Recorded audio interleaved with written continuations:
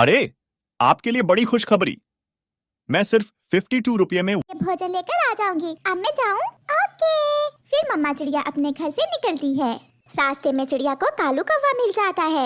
चिड़िया चिड़िया कहाँ जा रही हो? कालू भैया, मैं भोजन लेने जा रही हूँ, अपने लिए और अपनी बेटी के लिए। चिड़िया, मेरी पत्नी गौरी भी भूखी है, चलो हम एक साथ जाते हैं। फिर कौवा और चिड़िया भोजन की खोज में एक साथ निकल जाते हैं। वो थोड़ी ही दूर जाते हैं कि उन्हें किसी के रोने की आवाज सुनाई देती है। कोई मेरी मदद करे, कोई मेरी मदद करे, मैं मुश्किल में हूँ। चिड़िया और कौवा पेड़ को रोता हुआ देखकर वहाँ आते हैं। पेड़ भैया, क्या हुआ? आप क्यों मदद की गुहार लगा रहे हैं? चिड़िया, मेरी जड़ें जमीन से बाहर आ गई हैं, इसलिए मुझे जमीन से पानी लेने में बहुत मुश्किल हो रही है। आप थोड़ी मिट्टी मेरी जड़ों पर डाल दें। चिड़िया, समय थोड़ा है, हमें अभी भोजन भी ढूंढना है। छोड़ो इस बूढ़े पेड़ को, चलो हम आगे बढ़ते हैं। कौवे भैया, आप मेरी मदद करें और हम मिलकर इस पेड़ की जड़ों पर मिट्टी डाल देते हैं। मुझे पहले ही मालूम था तुम मेरा समय जाया करोगी। मैं तो चला भोजन लेने, ऐसे नेकी के कामों में तुम ही अपना समय जाया करो। कालू कौवा ऐसा कहते हुए वहाँ से चला जाता है। चिड़िया अकेली ही उस पेड़ की जड़ों पर मिट्टी डालने लगती है। उस काम में उसे काफी टाइम लग जाता है। ले पेड़ भैया, अब आप खुश हैं? चिड़िया, आपने मेरी मदद की, मेरी जान बचाई, आपका धन्यवाद। अब मैं जाती हूँ पेड़ भैया, मेरी बेटी मेरा इंतजार कर रही होगी, वो बहुत भूखी है। चिड़िया रानी, अपनी आंखें बंद करो और अपनी नेकी का इनाम लेती जाओ। चिड़िया अपनी आंखें बंद करती है और वो बड़ा पेड़ चिड़िया को ढेर सारे फल दे देता है। इतने सारे फल ये कहाँ से आए? ये आपकी नेकी का इनाम है, अब आप जाएं, ये फल खुद भी खाएं और अपनी बेटी को भी दें। चिड़िया खुशी खुशी वो फल लेकर चली जाती है। शाम हो जाती है। कालू कौवा भी चनों के दाने लेकर घर आ जाता है। कालू, बहुत देर कर दी तुमने, मैं कब से भूखी बैठी हूँ। वो छोटी चिड़िया ने मेरा समय जाया किया, रास्ते में एक पेड़ की मदद करने लग गई थी वो। फिर तो उस चिड़िया को आज भोजन भी नहीं मिला होगा, भूखी होगी वो। हाँ, तुम ये भोजन खा लो, फिर हम जाकर चिड़िया को तंग करते हैं। गोरी और कालू वो दाने खा लेते हैं और फिर वो दोनों पति पत्नी चिड़िया के घर जाते हैं। चिड़िया और उसकी बेटी बैठी मीठे मीठे फल खा रही थी। कालू, तुमने तो कहा था कि चिड़िया भूखी होगी, ये तो मीठे फल खा रही है। चिड़िया, सच सच बताओ, तुमने ये मीठे फल कहाँ से लिए? ये मीठे फल मुझे उसी दियालु पेड़ ने दिए जिसकी जड़ों पर मैंने मिट्टी डाली थी। ये सुनकर कालू कौवा बहुत हैरान होता है। गौरी, चलो मेरे साथ, मुझे एक काम याद आ गया है। कालू कौवा गौरी को साथ लेकर वहाँ से चला जाता है। वो थोड़ी दूर जाकर बैठ जाते हैं। अगर वो पेड़ चिड़िया को मीठे फल दे सकता है तो हमें क्यों नहीं? मैं सब समझ गई। पति जी, चलो हम भी जाते हैं उस बड़े पेड़ के पास। ऐसे वो दोनों लालची कौवी और कौवा बड़े पेड़ के पास जाते हैं।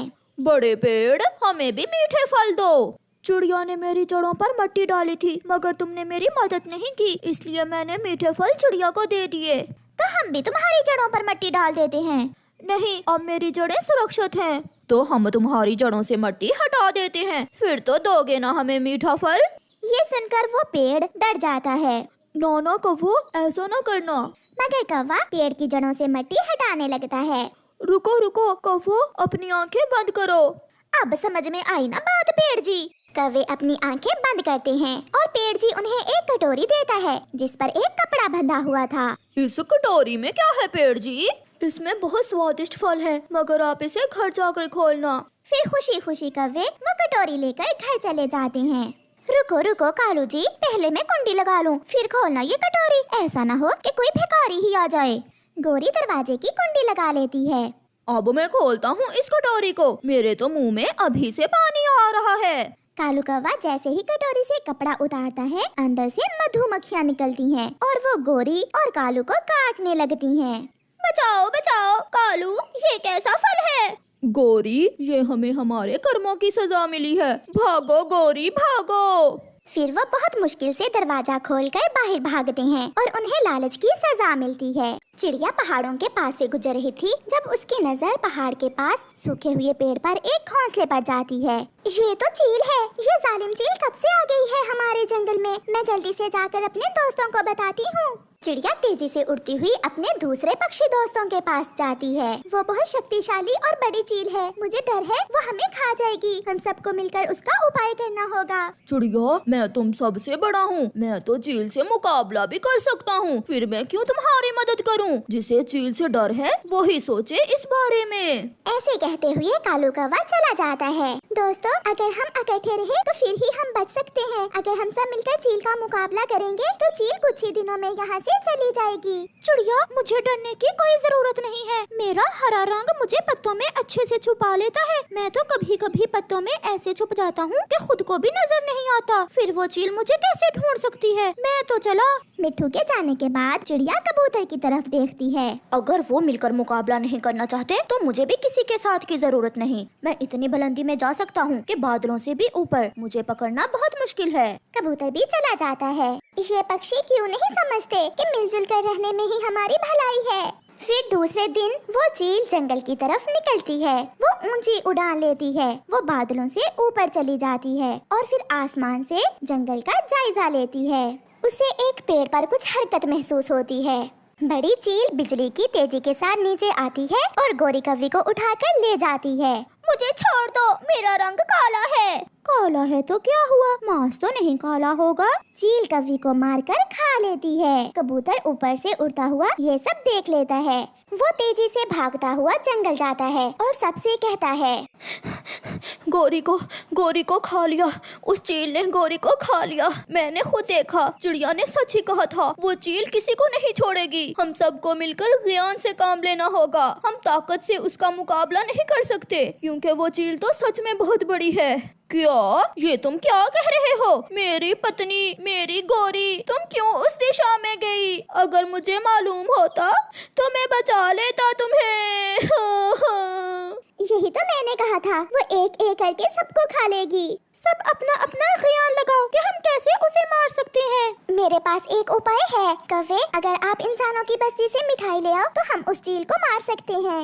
मगर कैसे चिड़िया? पहले आप मिठाई लाओ, बाकी सब मैं बाद में बताऊंगी। कौवा मिठाई लेने चला जाता है। मिट्ठू, आप बुलबुल के पास जाओ, उसे फूलों की अच्छे से जानकारी है। उसे जहरीले फूल का रस लेकर आओ। मैं अभी जाता हूँ चिड़िया। हमें मालूम हो गया है कि जिंदा रहना है तो उस चील का मिलजुल कर मुकाबला करना होगा। मिट्ठू बुलबुल की तरफ भाग जाता है। कालू कौवा इंसानों की बस्ती में जाता है और एक हलवाई की दुकान से मिठाई चुरा लेता है। वो वापस भागता है। बुलबुल, बुलबुल, जल्दी से मुझे जहरीले फूल का रस दे दो। चिड़िया ने बड़ी चील को मारने का कोई उपाय सोचा है। ये काला रस बहुत जहरीले फूल का है, आप ये ले जाएं। मिट्ठू भी वापस उड़ता है। फिर चिड़िया कौवे की लाई हुई मिठाई पर जहरीले फूल का रस डाल देती है। अब मैं जाती हूँ चील के पास, आप सब छुपकर देखते रहना, ऐसा न हो कि वो चील मुझे ही खा जाए। चिड़िया, अगर उसने तुम्हें पकड़ लिया तो हम सब मिलकर हमला कर देंगे। फिर चिड़िया वो जहर वाली मिठाई लेकर चील की तरफ जाती है। चील सोई हुई थी। मौका अच्छा था। चिड़िया आहिस्ता से वो मिठाई चील के पास रख देती है और कोई बात किए बिना वहाँ से चली जाती है। वो अपने दोस्तों के पास चली जाती है जो थोड़ी दूर छुपे हुए बैठे थे। वो सोई हुई थी, मैं मिठाई उसके पास रखाई हूँ, वो जरूर मिठाई खा लेगी। थोड़ी देर बाद चील भी उठ जाती है। ये मिठाई कहाँ से आई? वो चील इधर उधर देखती है मगर वहाँ तो कोई नहीं था। खा ले, अब जालिम चील खा ले, ताकि तुम भी मेरी पत्नी की तरह तड़प तड़प कर मरो। शायद कोई पक्षी डर का मारा मुझे तोहफा देकर गया है। फिर बिना सोचे वो चील सारी मिठाई खा लेती है और वहीं गिरकर मर जाती है। सारे पक्षी वहाँ आ जाते हैं और वो सब बहुत खुश थे क्योंकि उन्होंने मिलजुल कर काम किया और जालिम चील को अंजाम तक पहुँचा दिया। प्यारे दोस्तों, इस कहानी से हमें सीख मिलती है कि मिलजुल कर रहने से हम किसी भी दुश्मन का मुकाबला कर सकते हैं, इसलिए हमेशा मिलजुल कर रहें। आपका धन्यवाद।